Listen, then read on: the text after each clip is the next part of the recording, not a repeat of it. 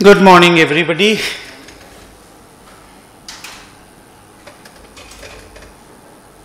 तो पहले एक काम करते हैं, जो लास्ट 4-5 टर्म्स में जो क्वेश्चन आया है ना इस चैप्टर से, नेशनल इनकम डिटर्मिनेशन के सेकंड वाला यूनिट, क्या नाम है इस यूनिट का देखो तो,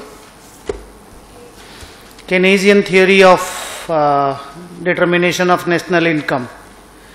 टॉपिक का एग्जैक्ट नाम क्या है ऊपर में, यही नाम है,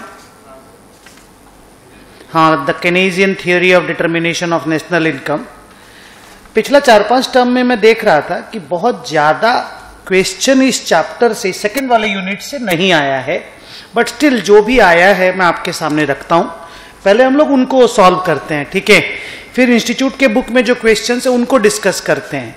we will try to finish all of them in the next 1 hour and then हम लोग एक नया टॉपिक स्टार्ट करेंगे जिसका नाम है public finance. Okay, fiscal policies के बारे में है वो टॉप चैप्टर, ठीक है। तो मैं आपके सामने पहला क्वेश्चन रखता हूं,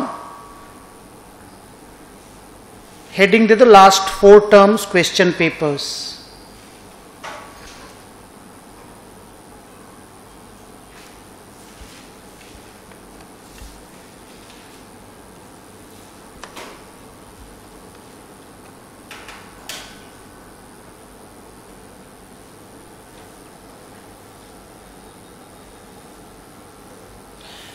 क्वेश्चन लिखो, C is equal to 450, solve करना हम लोगों को, plus 0.7y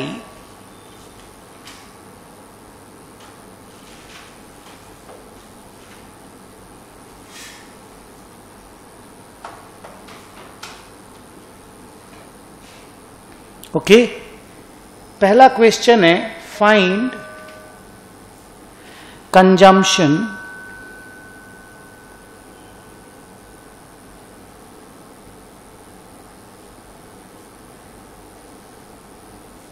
when y is 3500 and 5800।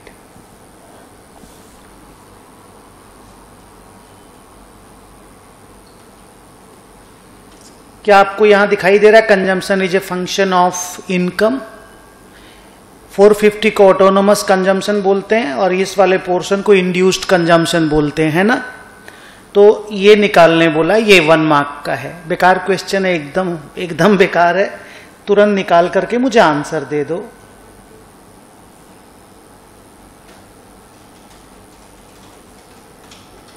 Eight 3500 consumption is equal to 450 plus 0.7 into 3500 which is equal to, ऊपर लिख दिया last 4 terms question paper.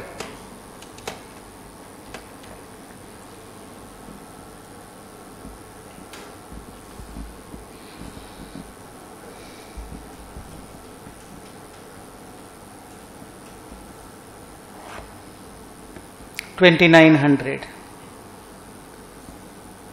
at 5800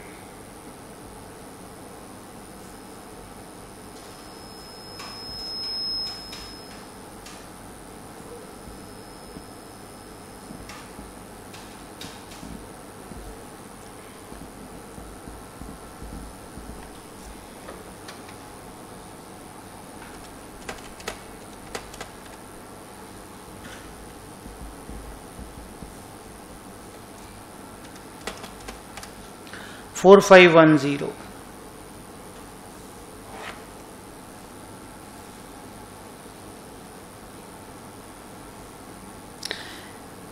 ये 1 मार्क का था।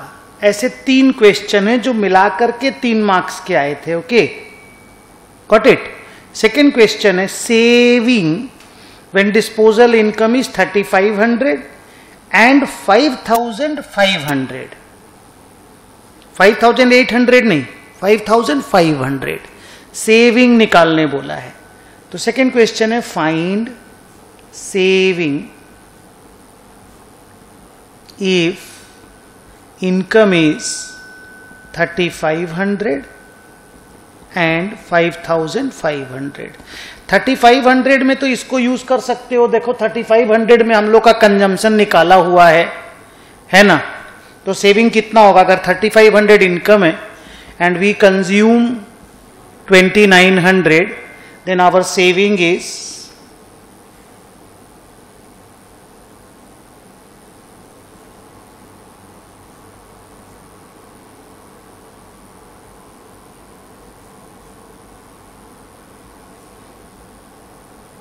600 and at 5500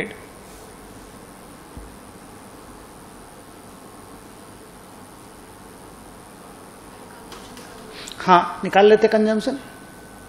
C is equal to 450 plus 0.7 into 5500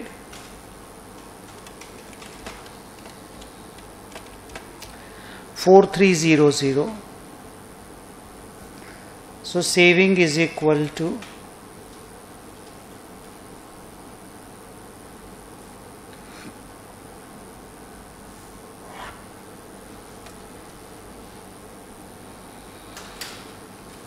1200.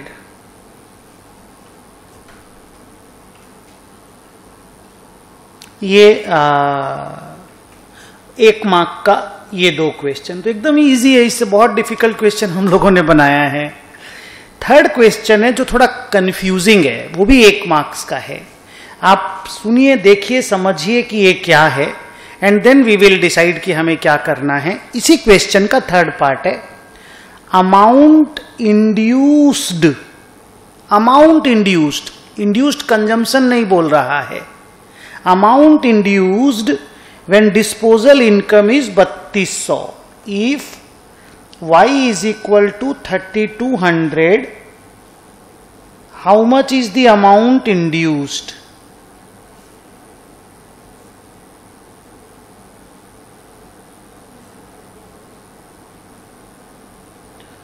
अब induced या तो consumption होता है या फिर इन्वेस्टमेंट होता है।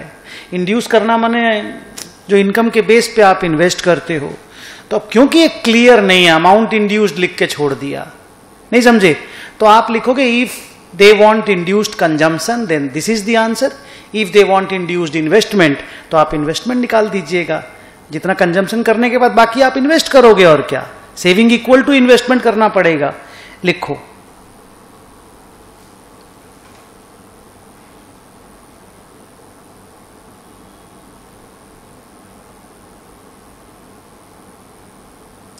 in this case the amount induced can be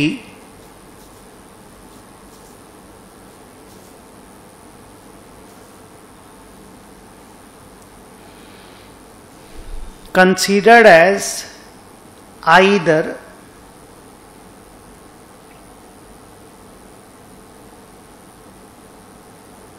investment or consumption.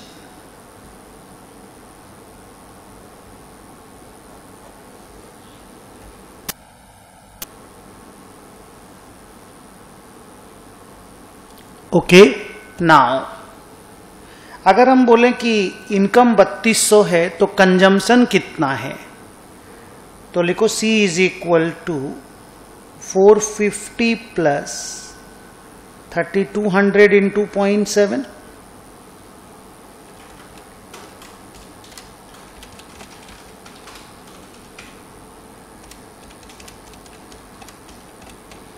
$2690।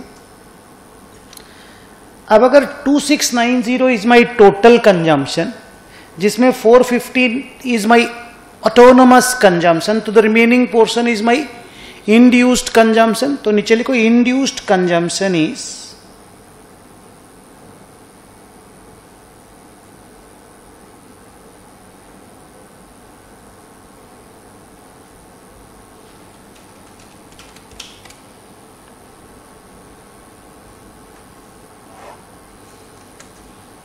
$2240। लेकिन वो अमाउंट इंड्यूस्ड बोल रहा है, तो इन्वेस्टमेंट के बारे में भी दिमाग आता है कि भाई कितना रुपया हमने इकोनॉमी में इन्वेस्ट किया। तो सेकेंड पोर्शन में लिखो y is equal to C plus I also. Two sector model में, टू सेक्टर मॉडल में 3 सेक्टर आया तो C plus I plus G हो गया, 4 सेक्टर आया तो C plus I plus G plus X minus M हो गया, है ना। तो 2 सेक्टर में तो ये होता ही था। तो अगर हम बोले y हमको मालूम है 3200, C हमको मालूम है 2690, तो I इन्वेस्टमेंट मालूम चल सकता है। तो लिखो induced investment is equal to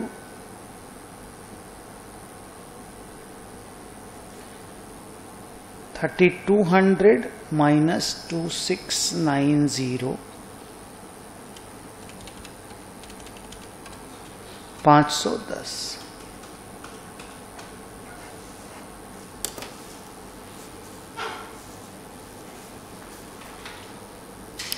दोनों में लेकिन better choice amount induced word अगर लिखता है तो नीचे वाला लगता है। नहीं, इंड्यूस्ड कंजम्पशन के लिए वर्ड क्लियर होना चाहिए। नहीं, amount induced looks amount induced in the economy, हम लोग इकोनॉमी में कितना रुपया इन्वेस्ट कर रहे हैं, तो नीचे वाला answer looks more accurate in the given question, although the question should be more clearer. No, एक क्वेश्चन जो काफी अच्छा बड़ा आया था, अब वो वाला क्वेश्चन मैं आपको लिखाता हूं, उसको लिखो।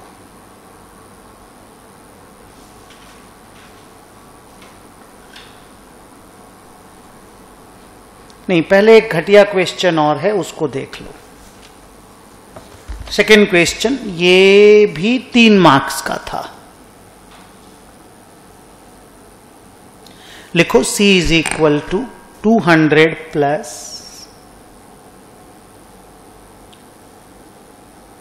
0.8y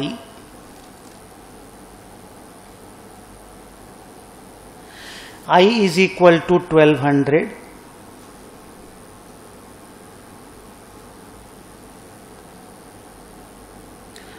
find y and c at equilibrium।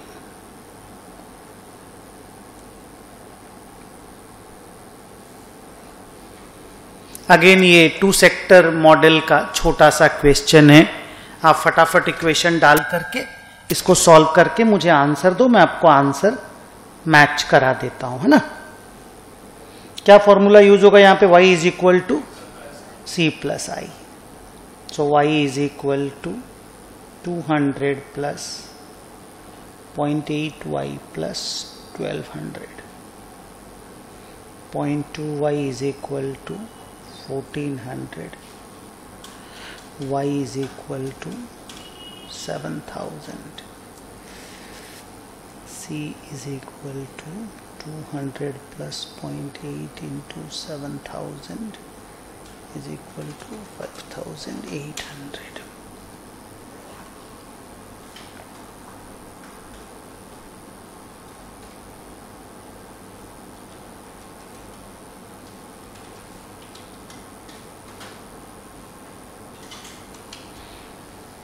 एकदम इजी दोनों सम, बेकार सम दोनों। तीसरा सम जो मैं बोला ना, रियल में बड़ा सम आया था, सब चीज है उसके अंदर, जस्ट एवरीथिंग। आप लिखते जाओ, मैं आपके लिए लिखता हूं। C इज इक third question, C is equal to 200 plus 0.60YD। Disposal income का बात होने लग गया है, यानी taxes will come, government will come, okay. फिर दिया है G is equal to 150, I is equal to 240, tax is equal to TX is equal to 10 plus 0.2Y, TR is equal to 50, export is equal to 30 plus 0.2y, import is equal to 400। 4 sector model का सम था।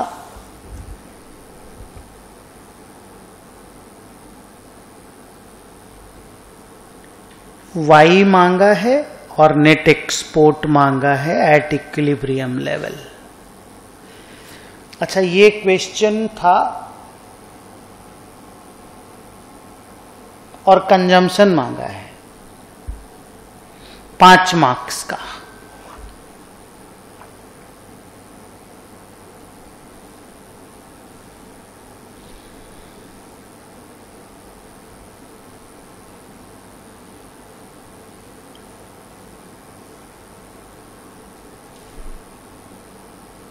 पहले YD निकाल लीजिए, disposal income Y से ही निकलेगा।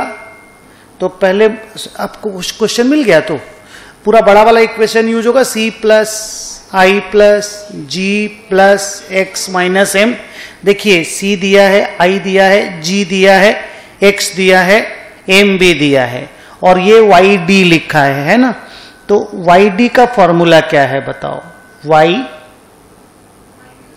Good minus taxes plus transfer payment.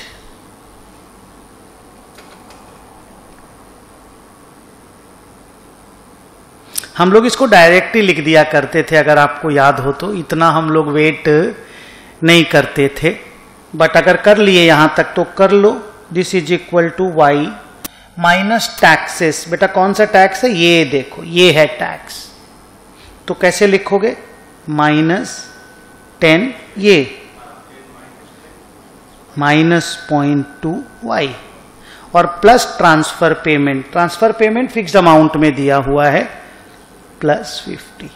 ये आपको YD हो गया। इसको शॉर्ट करना है कि सीधे वहीं पे कर देंगे? कर देते हैं शॉर्ट यहीं पे। कितना हो रहा है बोलो?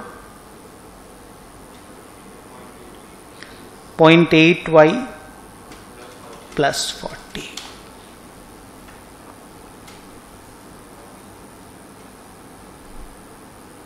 सो YD is equal to 0.8Y +40। अब अपने वो 4 वाला इक्वेशन लिखते हैं, बड़ा वाला। बोलो।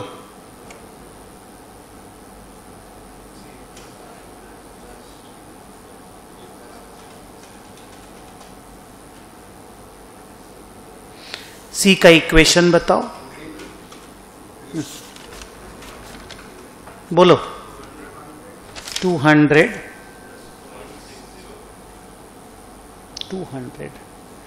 प्लस 0.60।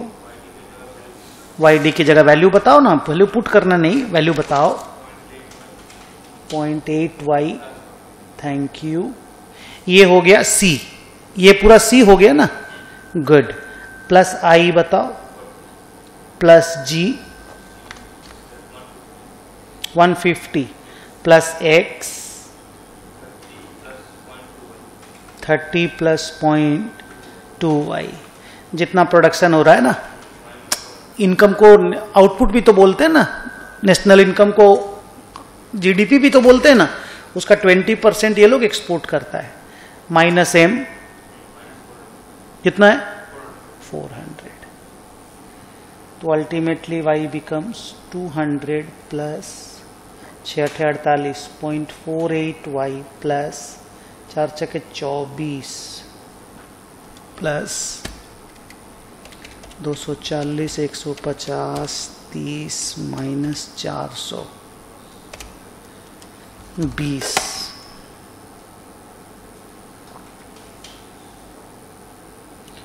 Plus 0.2Y। हाँ, इधर आ जाएगा तो आ जाएगा 48 और 20 68। 0.32Y is equal to 244।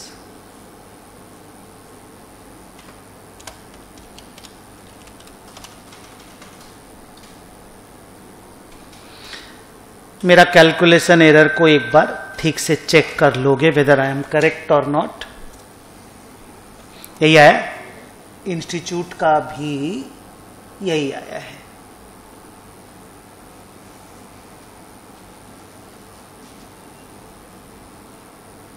Second question उन्होंने मांगा है नेट एक्सपोर्ट। नेट एक्सपोर्ट, हाँ,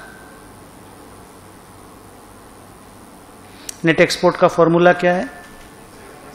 X माइनस M। तो X ना हम लोगों के इक्वेशन में है, मतलब फंक्शन में है।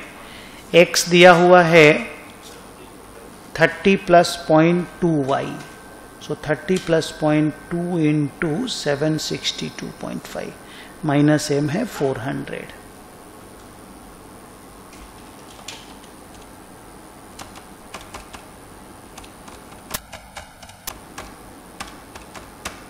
नेगेटिव में आया।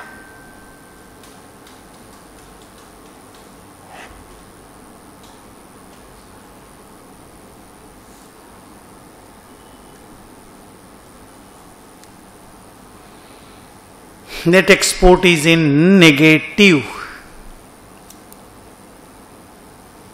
इंपोर्ट कंपनी ज्यादा, कंट्री ज्यादा कर रही है, एक्सपोर्ट कम कर रही है।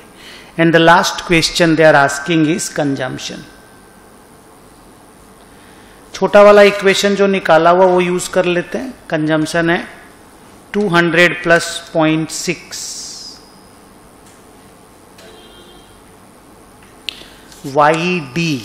YD निकाला हुआ है 0.8y प्लस 40।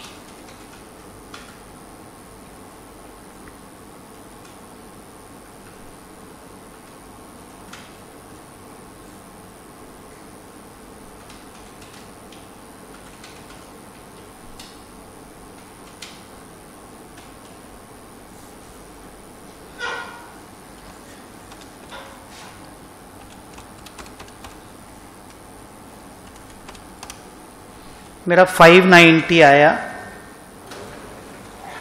आप लोग का 590 आया, वेरी गुड। तो ये 5 मार्क्स हम लोग के लाने लायक है। कैन आई से दिस बच्चा लोग? और वो वाला चैप्टर का भी सारा सम हम लोग सॉल्व करने लायक था। एक बार ये बड़ा वाला सम का खाली आंसर चेक कर लो, आपके साथ मैच करता है कि नहीं। इनकम 762.5 आया था। बाकी छोटा सम का तो क्या आंसर चेक करना है, वो हम चेक कर लिए। हाँ, माइनस 217.5 आया और ये 590 आया।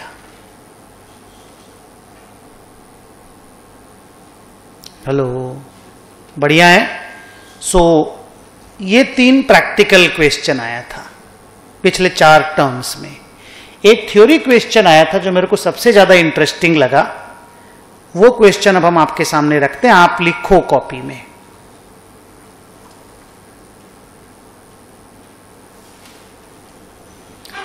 लिखो, हाँ, और हम देखेंगे कि आप आंसर क्या लिखते हैं। ये क्वेश्चन था 3 मार्क्स का और इसमें 3 क्वेश्चन था। लिखो, how the, please right the question, how the aggregate consumption function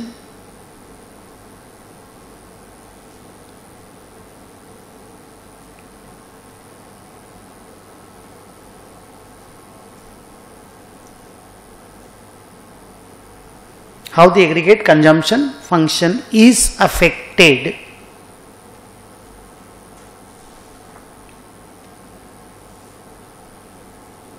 if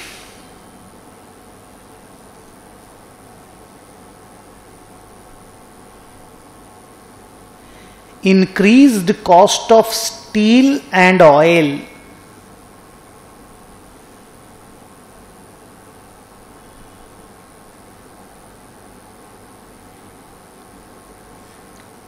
increase, ना दाम बढ़ रहा है, increased cost of steel and oil are expected. तेल का दाम बढ़ रहा है और स्टील का दाम बढ़ रहा है, expected to result in higher prices for consumer goods.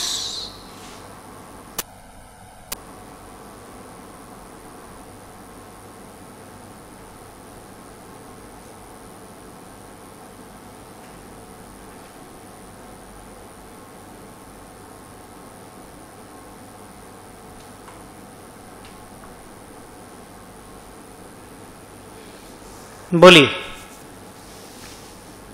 आराम से सोचिए। मैथमेटिकली खाली सोचने की जरूरत नहीं है, सोचिए भी थोड़ा सा। एक सिंपल सा बात है, अगर ओवरऑल इकोनॉमी में चीजों के दाम बढ़ेंगे तो कंजम्पशन का क्या होगा? बोलो। गुड, बोल बेटा मोदी, गिरेगा। बढ़िया, मेरे को बोल बेटा मोदी बोलने मिल रहा है। हाँ, मोदी को बेटा बोलने मिल रहा है हमको, वाह।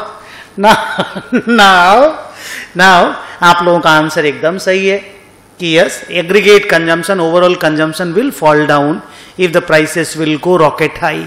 सोचिए ना, कोई भी चीज का दाम, अगर मान लीजिए बिरयानी आपको 1700 रुपये में मिलने लगे, आप बिरयानी खाएंगे? मान लीजिए आपको कुकर एक तो 15,000 रुपया में मिलेगा, आप कुकर खरीदेंगे? आप बोलेंगे हम इसी पतीले में बनवा लेंगे अपना खाना। स्टील का दाम बढ़ रहा है, तेल का दाम बढ़ रहा है, बाकी चीजों के दाम बढ़ेंगे तो कंजम्पशन नेचुरली गिरेगा ना। हाई इन्फ्लेशन में यही तो होता है। और प्रोड्यूसर लोग प्रोड्यूस भी तो नहीं करना चाहेंगे ना, क्योंकि रॉ मटेरियल का दाम अगर इतना बढ़ जाएगा तो उनके लिए भी तो profitability will always be A issue ना। अभी देखिए ना, सीमेंट कंपनियों के शेयर के दाम क्यों गिर गए? एक एक सीमेंट कंपनी का शेयर का दाम अपने हाई से 40% नीचे आ गया। स्टॉक मार्केट 10% नीचे आया है, 10। स्टील कंपनियों के शेयर के दाम 40-40, 50-50% नीचे आ गए। वाई? इतना इतना चीजों का दाम बढ़ गया। एनर्जी उनका बहुत मेन रॉ मटेरियल है, पेट्रोल डीजल का दाम बढ़ गया, नहीं समझे? तो डिमांड तो कम हो ही जाएगा ना। तो आप इसका आंसर लिखो,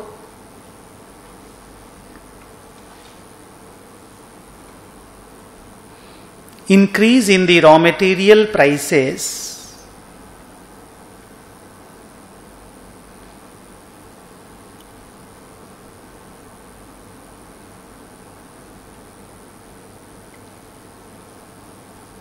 increases the overall cost of production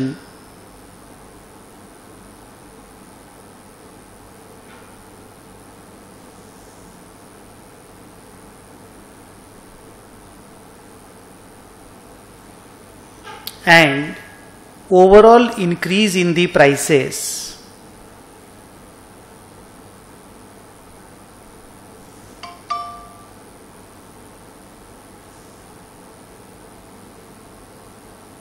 will result into aggregate consumption function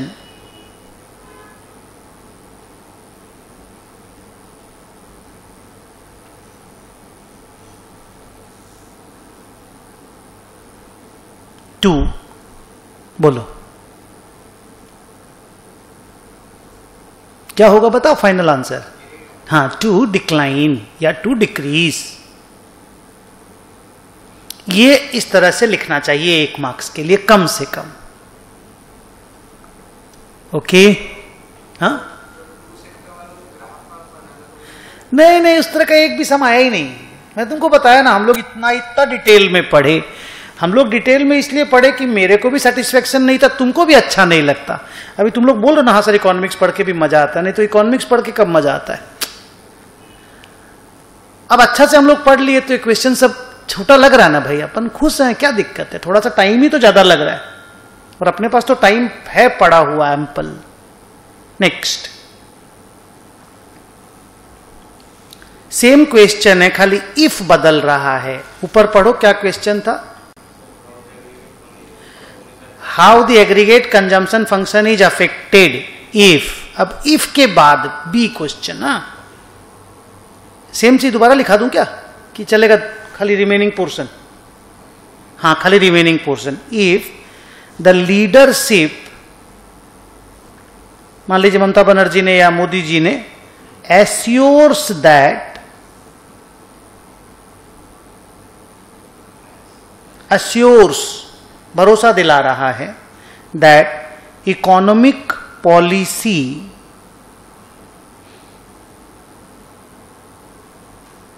is bringing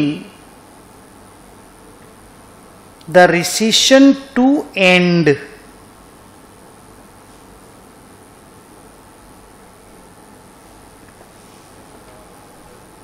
रिसीशन तो आराम से पढ़ो। हाँ, मैं देखना चाहूंगा आपका इस पे आंसर क्या है। आई वुड लाइक, हम लोग अलग से इसको डिस्कस तो किए नहीं, पर हम लोग जानते हैं कि स्टोरी लाइन क्या है। अब इसमें जो इंस्टीट्यूट का क्वेश्चन पूछने का जो नजरिया है ना, उसको जरा ध्यान दीजिए। बोलिए। नाउ मोदी ने बोला और इसने भी यही बोला कि सर रिसेशन अगर खत्म हो रहा है तो कंजम्पशन बढ़ेगा, लोग कंज्यूम करने आएंगे। अभी तो लोग रिसेशन की वजह से कंजम्पशन नहीं कर रहे थे, अब लोग कंज्यूम करने आएंगे। नाउ क्या लीडरशिप खाली आकर के भरोसा दिला दे उसी से लोग कंजम्पशन करने आ जाएंगे, या रियल में रिसेशन को जाता हुआ दिखना चाहिए? क्या किसी के बोल देने से रिसेशन चला जाता है? यस, तो यही चीज पे हाईलाइट करना है। अगर आप डायरेक्ट लिख दिए कि recession is going so consumption will go up, 0 marks. Actual implementation of the economic policy and seeing those, जिसको हम लोग क्या बोलते हैं, सम हिंट्स की रिसेशन इज गोइंग, तो वही लोग कंजम्पशन करने आएंगे। Just the assurance will not help. तो यहां पे इंस्टीट्यूट ने गेम क्या खेला? assurance, not the recession is going away। तो आपको दोनों बात लिखनी चाहिए। इंस्टीट्यूट ने लिखा कि mere assurance will not result into anything, but the implementation of the economic policies and seeing some green shoots, माने some result of recession going away will increase consumption। तो ऐसे करके लिखने वाले को 1 मार्क्स मिलेगा। जो डायरेक्ट लिख देगा recession is going away and consumption will increase, उसको 0.5 ही मिलेगा। 0.5 भी दया से ही मिलेगा। और मोदी तुम दिल पे मत ले इसको, क्योंकि हाँ वो तो बोला हम अश्योरेंस दे दिया तो भागो कंजम्पशन करने के लिए। भाई और बहनों, आकर के बोल देने से नहीं होगा। और अभी जो हालत है कंट्री का, जिस तरह के इन्फ्लेशन डेटा है, and why in India, America में आज अगर आपने न्यूज़पेपर पढ़ा होगा आते वक्त, 8.6% का इन्फ्लेशन हम अपना जिंदगी में नहीं देखे। अमेरिका में for me it is first time. लोग बोलते हैं 41 साल में पहली बार ऐसा इन्फ्लेशन आया है। तो 41 साल पहले मैं 10 साल का भी नहीं था, 9 साल का, तो मैंने देखा नहीं कि ऐसा भी इन्फ्लेशन अमेरिका में 2% इन्फ्लेशन में सरकार हिल जाता है। It is 8.6%। और ये होना ही था। अगर आपको पता नहीं, मैंने आप लोगों को कभी क्लास में बोला कि नहीं बोला, मैं शुरू करता हूं तो ये सब बातें जरूर बोलता हूं कि जिस तरह से आप रुपया छाप रहे हो, जिस तरह से बांट रहे हो रुपया, इन्फ्लेशन बढ़ना नॉर्मल है। इंटरेस्ट फ्री लोन, कोविड में एम्प्लॉयमेंट चला गया, ऐसे ही पैसा ले जाओ $1000 $1000 करके। अरे लिमिट होता है कि नहीं कोई चीज का? अब कंट्रोल करने में मैं आपको बता रहा हूं बहुत प्रॉब्लम आएगी। इस टाइम का इन्फ्लेशन वैसा इन्फ्लेशन नहीं है कि आराम से कंट्रोल में आ जाए। साथ में वो रसिया लगा हुआ अपना कार्यक्रम में, और सब चीज का मेन रॉ मटेरियल एनर्जी है। इनपुट एनर्जी तो सबसे इंपॉर्टेंट है ना, पावर जिसको आप लोग बोलते हो। इस बार का इन्फ्लेशन इतना आराम से कंट्रोल में नहीं आएगा। ये रुलाएगा आंसू, खून का आंसू रोना, समझते हो? एक होता नॉर्मल आंसू रोना, एक खून का आंसू रोना। मतलब हो सकता है, मेरे को ऐसा लगता है कि ये मोदी सरकार 2024 की हिला दे, और बाइडेन सरकार तो जरूर चली जाएगी। डोनाल्ड ट्रंप वापस आएगा, बस इंडिया में राहुल गांधी नहीं आए। उसी के लोग मोदी को वापस चुन लेंगे। लिखिए,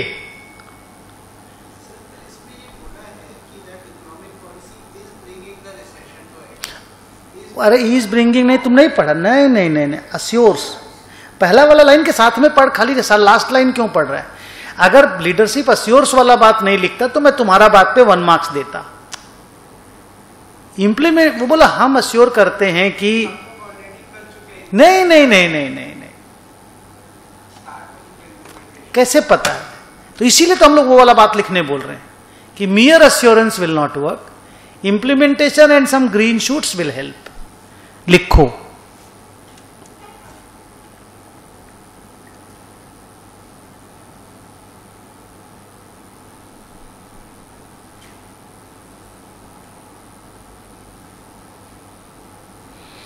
mere assurance by the leadership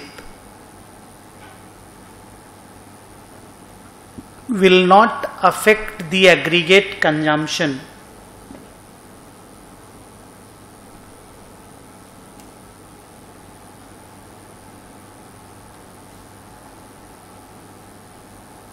Full stop. But implementation of economic policies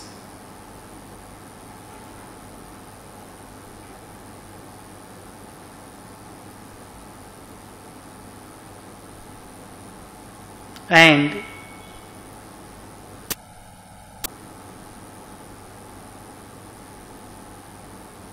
its impact on recession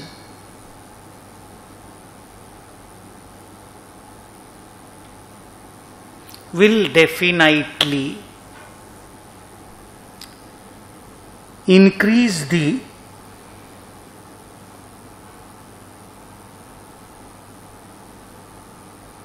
consumption function.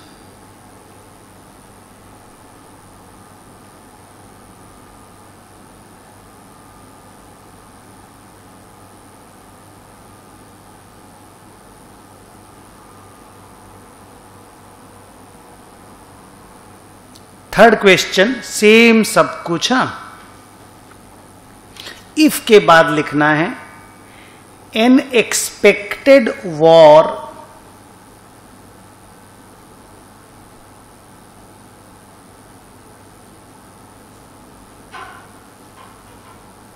an expected war to result in shortage of goods and an adoption of a rationing system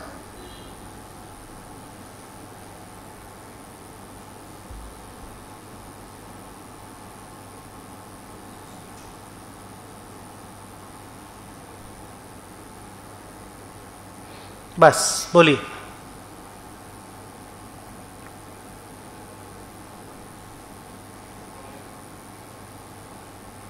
बोलिए क्या होगा?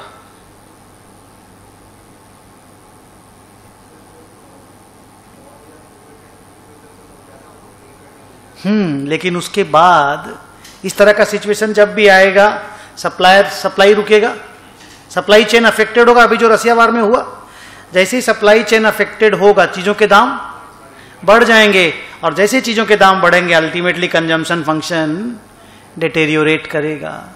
लिखो,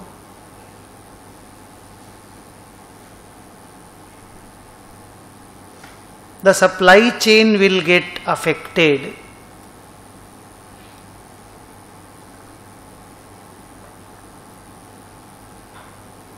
and the prices of the products, goods and services कर दो,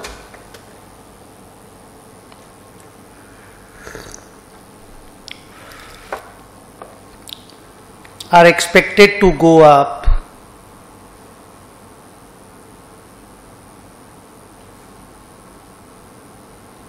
and therefore the aggregate consumption function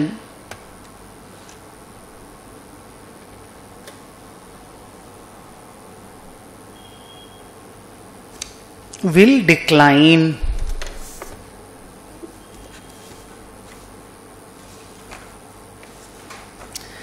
तो ये हो गए सारे क्वेश्चन आंसर्स। हाँ, reasonably we are well prepared मान सकते हैं।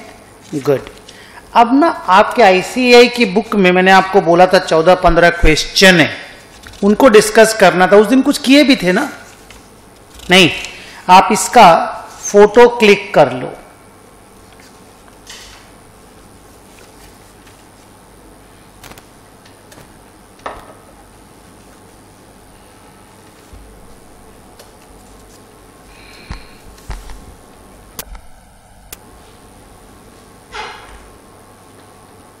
अभी एक साथ कितना फोटो आ जाएगा देखो तो आपके उसमें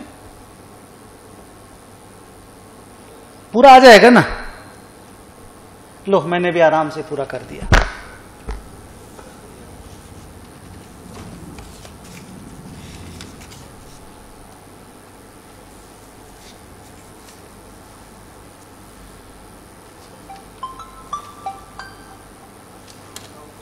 हाँ ठीक, क्लास में है, बोल बोल बोल ना, क्या हुआ? अच्छा,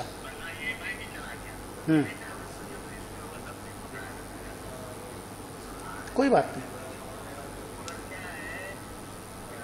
फिर क्लास के बाद बात करते हैं।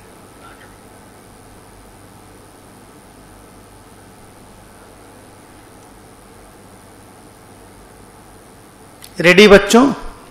पहला क्वेश्चन डिस्कस करो, और मेरा कॉपी में भी लिखा हुआ है, अगर दिखे तो बताओ।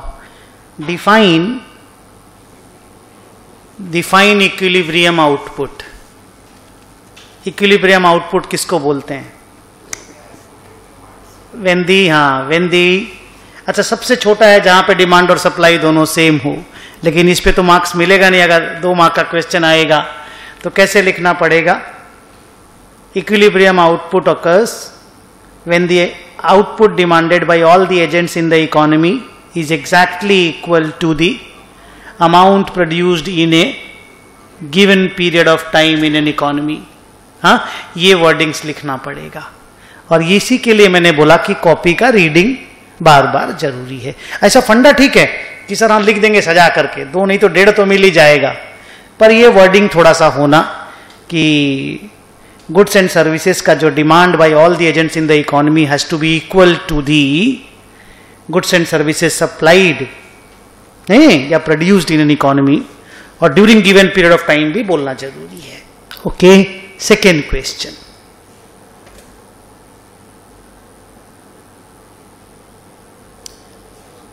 Components of aggregate expenditure in 2 sector economy.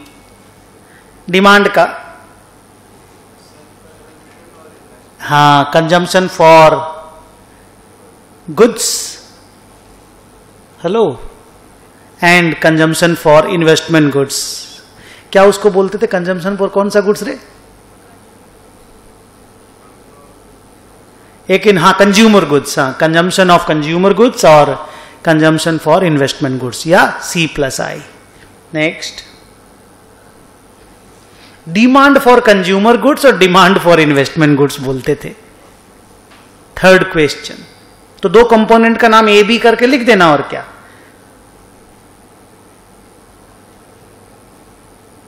Define consumption function.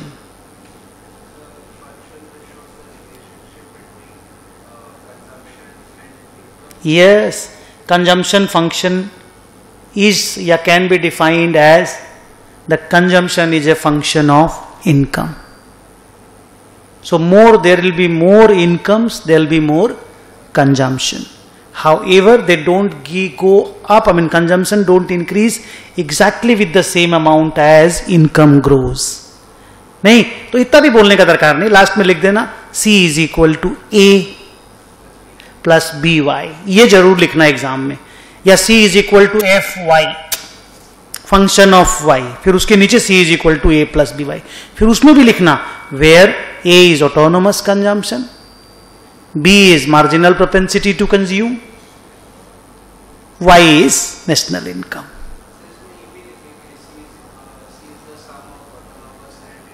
ये जरूरी नहीं है, वो A प्लस BY लिख दिए तो हो ही गया ना। ये सब मार्क्स पे डिपेंड करता है बेटा, हाँ कितने मार्क्स का क्वेश्चन है, आप किस हिसाब से डिजाइन करते हो। ऑब्वियसली आप लिखोगे तो अच्छा ही रहेगा, क्योंकि आप कुछ रॉन्ग तो लिख नहीं रहे हो, बस टाइम देख लेना और मार्क्स का अलॉटमेंट देख लेना, उसके हिसाब से। बुद्धि तो है ही, हम लोग 18-19 साल के हो गए, 20 साल के। नेक्स्ट क्वेश्चन, अच्छा लग रहा है लेकिन, हाँ बोल पा रहे हैं हम लोग। Next question, explain the concept of marginal propensity to consume. Incremental consumption per unit of incremental income. Very good. फिर वो लिख देना B is equal to del C, हाँ मैं बोलूंगा delta C divided by delta Y। फिर ये भी लिख देना 0 से ज्यादा होता है और 1 से कम होता है। हाँ, मार्क्स के हिसाब से अपना आंसर कर देंगे। तो देखिए, हम लोग पढ़े ना, पूरा अच्छा से समझे हैं चीजों को, हम लोगों को बार बार पेज पलटना नहीं पड़ रहा है। हाँ, हम लोग बोल पा रहे हैं। नेक्स्ट,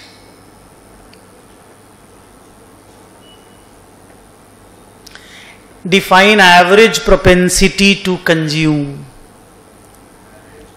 हाँ, total consumption divided by total income is the average propensity to consume. Directly C by Y लिख देने से ही हुआ, not del C by del Y. हाँ, it's C by Y. Next, saving function किसको बोलते हैं और मार्जिनल प्रोपेंसिटी टू सेव किसको बोलते हैं? सेविंग फंक्शन तो पूरा जिसको फंक्शन ऑफ वाई है उसमें एक ऑटोनोमस सेविंग भी रहेगा और एक एमपीएस के बेस पे भी रहेगा.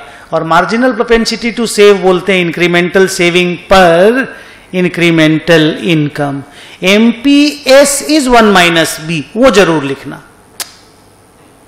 MPS, marginal propensity to save, is 1 minus B because B is marginal propensity to consume. तो 1 minus B वाला बात जरूर लिखना. फिर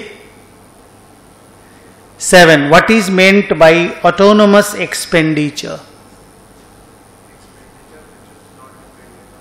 हाँ, और थोड़ा अच्छा से बोलो. दिस एक्सपेंडी, बहुत बढ़िया बोला. हाँ, और एक बढ़िया वर्ड बोल दो उसके साथ. It is that amount of consumption, which is unavoidable. Even if there is zero income, this expenditure will definitely take place. खाएंगे तो जरूर ना यार, चाहे बोरो करके ही खाएं. कमाई नहीं भी होगा तो बोरो करना पड़ेगा. सो आप बोल सकते हो कि autonomous consumption expenditure is the consumption expenditure which takes place even there is zero national income. Next,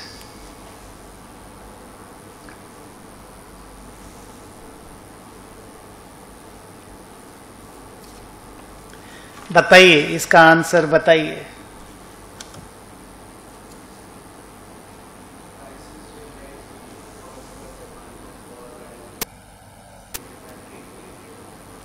अगर aggregate expenditure were to exceed, demand अगर बढ़ जाता है और हम लोग फुल एम्प्लॉयमेंट में ऑलरेडी काम कर रहे हैं, मेरी प्रोडक्शन कैपेसिटी पूरी एग्जॉस्टेड है, तो क्या होगा वो पूछ रहा है. बोलो क्या होगा. ठीक तो बोल रहे थे. चीजों के प्राइसेस बढ़ जाएंगे, जीडीपी बढ़ा हुआ तो दिखेगा पर वो रियल जीडीपी नहीं होगा, नॉमिनल जीडीपी. याद है इसके बारे में अलग से बात किए थे, फिर एक तो ग्राफ एक्सप्लेन किए थे हम. देखो उससे इस तरह का क्वेश्चन पूछ सकता है. ग्राफ बनाना कोई जरूरी नहीं है, लेकिन ये बात लिख पाना कि यहाँ nominal GDP will grow up but real GDP इससे बढ़ता नहीं है. इंस्टीट्यूट का आंसर देखोगे क्या लिखा है. उन्होंने लिखा aggregate expenditure in excess of output lead to higher price level. हमने भी वही बोला. Once the economy reaches in nominal output will, output GDP, nominal GDP will increase but that is because of higher price alone and not the real GDP. तो हम लोग exactly same चीज बोल पाए. हाँ, good. Next,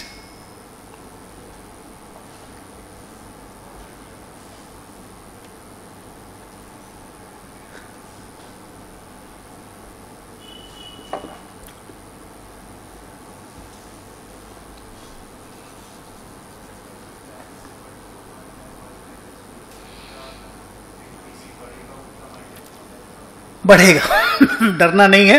1 माइनस बी है नीचे. B जितना बड़ा होगा, बी जितना बड़ा होगा 1 माइनस बी उतना छोटा होगा और 1 डिवाइडेड बाय 1 माइनस बी उतना बड़ा हो जाएगा. तो कंजम्पशन को बढ़ाने से ही इकोनॉमी का फायदा है. एक्टिविटी बढ़ता है ना जब कंजम्पशन बढ़ता है. भीड़ दिखता है ना मार्केट में. आप समझो ना कोविड और अभी का जो सीन है, भीड़ दिखता है. अभी मैं 4 दिन की छुट्टी पे था, मैंने आपको बोला था, मैं गया था बाहर, तो मैं बैंगलोर एयरपोर्ट पे था. इतना भीड़ है कि मत पूछो. मतलब नॉर्मल प्री कोविड में ऐसा नहीं था. इतना ज्यादा लोग अभी कंजम्पशन करने के पीछे भाग रहे हैं. सो लीव और मार्जिनल प्रोपेंसिटी टू कंज्यूम तो इंक्रीज वाला बात लिख ही दोगे आगे. So greater is MPC, greater is the multiplier. तो ये बात जरूर लिखना और ये लिख देना. Multiplier is 1 by 1 minus B, So if B grows up, multiplier will surely go up. Next question.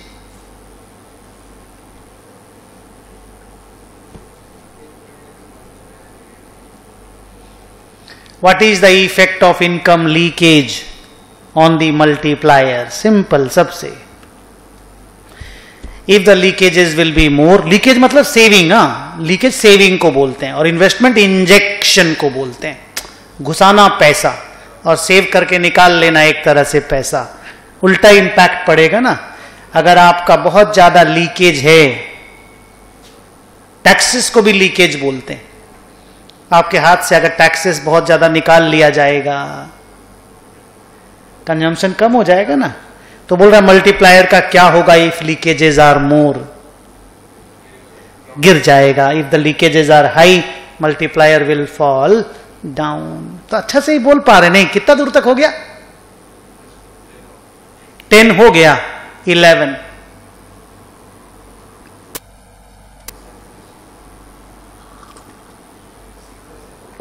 तो consumption plus investment plus government expenditure, 3 नाम बोलना पड़ेगा. C plus I plus G, C का नाम, I का नाम, G का नाम. गुड. नेक्स्ट.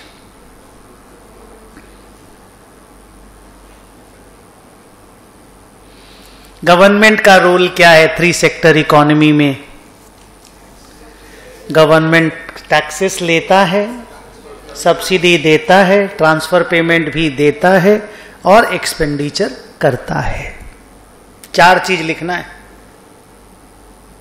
ऐसे खाली T इधर और G उधर दिखता है ना, पर टैक्सेस में सब्सिडी भी तो आता है ना. नेक्स्ट.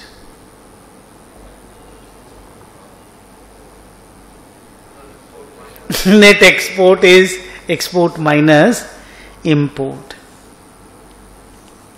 मैं अगला 2 क्वेश्चन आपको दिखाता हूं. इंपोर्ट इन्वेस्टमेंट मल्टीप्लायर में कैसा रोल प्ले करता है? If marginal propensity to import grows up, yes, बोलिए. बच्चा ने अच्छा चीज बोला.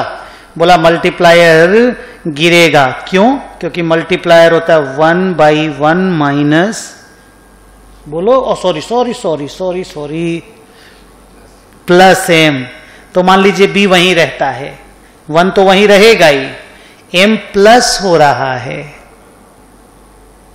तो नीचे डिनोमिनेटर बढ़ जाएगा, तो ओवरऑल आंसर गिर जाएगा. तो इंपोर्ट आप अगर बहुत ज्यादा करेंगे, ऑब्वियसली ना जीडीपी गिरेगा ना यार. इंपोर्ट ज्यादा करोगे तो घर में प्रोडक्शन कम होगा ना, नॉर्मल बात है. इस तरह से भी हम लोग समझें तो ज्यादा इजी रहता है, और वैसे आप मैथमेटिकली भी समझ सकते हो. लास्ट क्वेश्चन है एक्सेस डिमांड में क्या होता है और डेफिशिएंट डिमांड में क्या होता है. एक्सेस डिमांड वाला बात तो हम लोग कर ही लिए. डिमांड कम होने से क्या होता है? अच्छा सुनो बच्चों, जब एक्सेस डिमांड का बात करोगे ना, तो वहां वर्ड जरूर लिखना, inflationary gap will be created. याद है वो इन्फ्लेशनरी गैप डायग्राम का था, ये वर्ड उसमें डाल देना. और डेफिशिएंट डिमांड होगा तो डिफ्लेशनरी गैप या रिसिशनरी गैप या कॉन्ट्रैक्शनरी गैप, 3 तो नाम दिए थे ना उसका, वो वर्ड जरूर डालना. वैसे बताओ तो डिमांड कम होगा तो क्या होगा?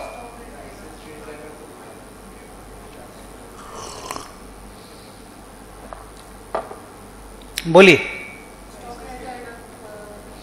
तो प्रोडक्शन कम करना, लोग चालू करेंगे, एम्प्लॉयमेंट वगैरह से, नौकरियों से निकालेंगे लोगों को, तो overall GDP will come down.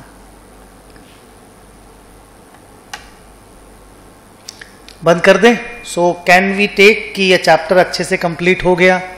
तो अब नया टॉपिक या नया चैप्टर अभी स्टार्ट करते हैं. एक छोटा सा ब्रेक लेते हैं, मैं जरा फाइल चेंज करवा दूं. Okay, so it's a break of 5 minutes.